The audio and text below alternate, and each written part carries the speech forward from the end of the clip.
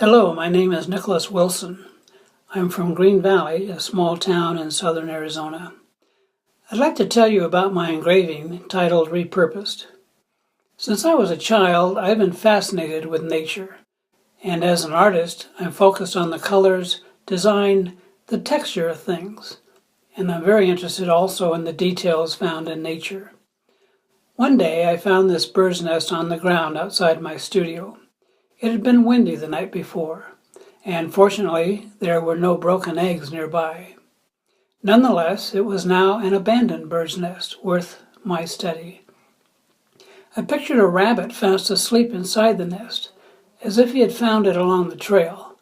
He sensed its purpose implied by its unique shape, and like any donated item, the rabbit repurposed the fallen nest. From a compositional angle, the round shape of the nest implies a kind of swirling motion, whereas the sharp angles of the rabbit's ears and feet create a kind of counterpoint to that perception. The combination, the roundness of the nest, the angles of the rabbit, produced in me an interesting concept. I begin by drawing the idea on a block. Next, I engrave the block. This involves removing everything that's to appear white on the print. Engravers' hand tools are called spit stickers and tint tools, and the engraving will take a few weeks to complete. If you look closely, you can see that the engraved subject is made up of tiny dots and dashes. Some of these are further developed into parallel black and white lines. Once I've finished, I apply ink onto the block using a brayer.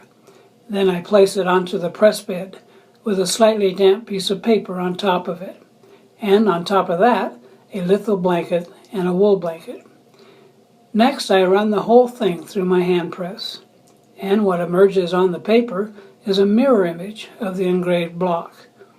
A limited edition of original prints is done this way, all from an engraved tool first created by the artist, from which multiples are produced.